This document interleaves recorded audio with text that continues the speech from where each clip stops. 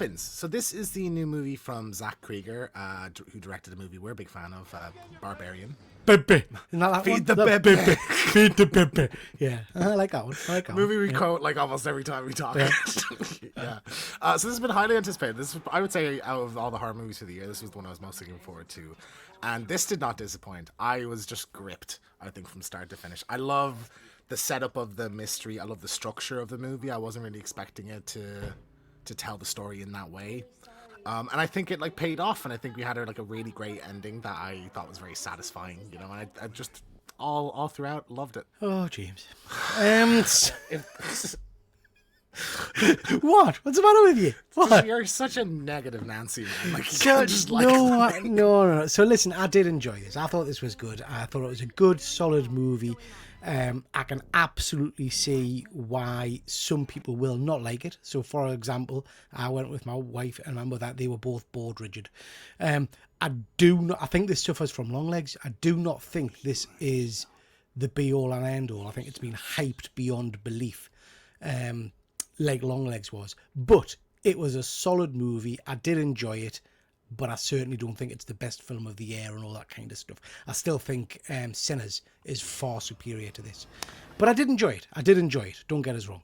I'd probably put it above. I'd say this is my favorite of the year so far. Like this I would put on like a level of like Talk to Me. Yeah, like bored. I found like a lot of the time in movies, like I'd be sitting there and I'll be like, okay, how long's left or something. Even if I'm enjoying it, if I'm having a really good time. But I was so ingrained in it that I just didn't think. I do think there is some similarities to Long Legs, and I think the twist is actually very similar to Long Legs as well. But this executes it a lot better than that movie did, I feel. I think the twist in this worked for me far better than Long Legs. It made more sense because I think it was hinted at throughout it rather than it just being a kind of a sudden absolute jerk moment. Do you know what I mean? Yeah. I'm pleased the trailers were quite clever in not really revealing the twist. So I didn't go into this expecting it to be a witch film, which actually really pleased us. I feel like it's a long time since we've had like a proper good witches kidnapping and killing children and that kind of malarkey story. And it's a very classic witch. It's like a Grimm fairy tale or like a Roald Dahl, the witches, and I really like that. But like throughout the movie, I think like even during the opening,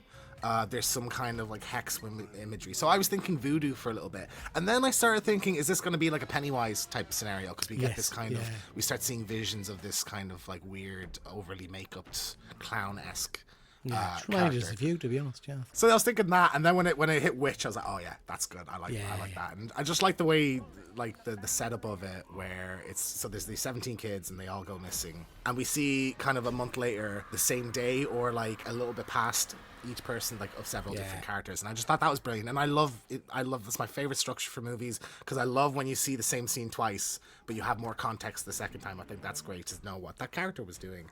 And then like the choice of some of the characters to follow in it, like where we get just like this drug addict guy and we have a little comedy kind of movie like for that chunk of the movie. I thought that was great as well.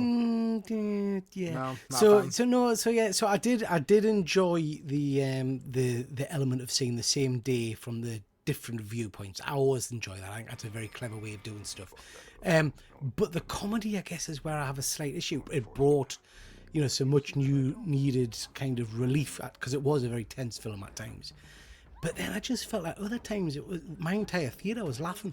And I was like, oh, I'm not sure. I'm meant to be laughing at this bit. Like the end, it was played like a carry-on movie. And it was like, oh. I loved it. I loved every second of it. Because I think it was just really satisfying when you see this horrible, evil character and they just get, like, everything gets turned on them. So I just found that really satisfying, like, myself. But it does pull away a bit from the horror of the movie. If it's meant to be a horror movie, and that... Other than when the kids catch up with her, that was pretty horrific. But I don't know, it just pulled it out. It has got some very, very cool scenes. The bit where she comes running out the house to the girl who's asleep in the car. My jaw was on the floor. That was terrifying. That was pretty rough. Yeah. And then the guy headbutting his boyfriend or husband to death. Oh Jesus! Yeah, that was rank. Graphic. But I don't know. It's got horror elements to it, but I felt it was more of a thriller than a horror, really, at times. Like a whodunit kind of thing almost. Yeah, well, it's definitely the mystery is the whole point. And like, honestly, like going into it after the first 10 minutes, I thought to myself, like, I wouldn't be surprised if we never find out what happened to them. Yeah. If it's just about the characters' reactions afterwards or whatever. Yes. Parasites. Do you think we're going to get more in this universe? Sorry, do you think we're going to get a prequel or something? Or? There's already talks. So I actually saw this before I saw the movie, so this sort of gave me a little hint of it, but I saw that like, Aunt Gladys, Warner Brothers wants an Aunt Gladys prequel. So I was like, okay, this is either like a cool investigative character, or this is the villain. So we're like potentially a prequel, and like I like the mystery of not knowing who she is. She 1,000 years old? Is she like an ancient evil, or is she just like is that her actual age and she's just like practicing witchcraft now late in life? Is she really their aunt? Do you think she was actually? Do you think she was actually linked to the family? Because there's a bit where the husband says he's never met her and nobody seems to remember her or anything like that. I remember a line of saying we've not seen her in 15 years. Yeah. So maybe it's she killed the real one and she's showing up like all frail and old and like they wouldn't recognize her, or maybe she's like, you know, cast a spell to make them think that she's related to them. I don't know. I mean, for me, it had some very good scenes, and I was intrigued throughout. The humour didn't necessarily land all the time for us, and there's no doubt, like I say, people in my cinema were getting bored at points. But overall, solid movie. Like I said, it for me suffers a little bit from the whole long legs, in that I think of the last 2 weeks, it's been absolutely pushed as the greatest horror of all time, best movie of the year, blah, blah, blah. Yeah. For me, it's not. I put it up there. I think I didn't leave disappointed. I feel like it was, for me, it was very well paced because of the structure of it, because we're following this character and that character and that character, you know, and we're jumping kind of around, and we're getting little seeds of what's happening throughout. And like I love a good mystery movie. I love the kind of having your own theories as you're going and stuff. So like this for me was perfect. I don't want to sound overly negative. I did enjoy this. I liked the twist. I liked the fact that it's a witch-based story. But now that I've seen the twist and now I know the outcome of the movie, is this a film that I think's got replay value for us?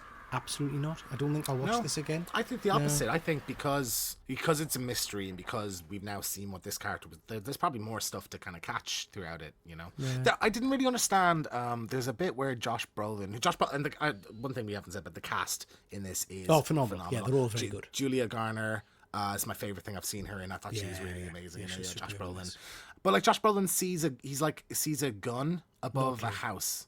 I thought it was going to be it was aliens. Maybe they got kidnapped by UFOs or something, because he just sees something above the house or something. But it's just a big gun. It's a vision that he has. And so that was in his dream section, wasn't it? And yeah, it was a big. I don't know if it's an AK-47 or something like that. I haven't got a flaming Scooby-Doo. What that was meant to be.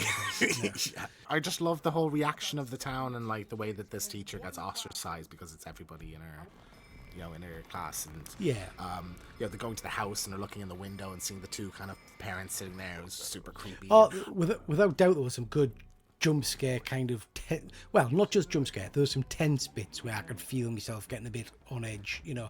The bit with the forks in the face, didn't like that. God. That was a bit so yeah, that wasn't very pleasant to watch. It's good, it is good, but I'm not going to say it's amazing, but it is good. I didn't come away as happy as I did watching Sinners and things like that. I think it's amazing. This is my number one for the year so far, and that's a high bar. We've had some great ones. Yeah.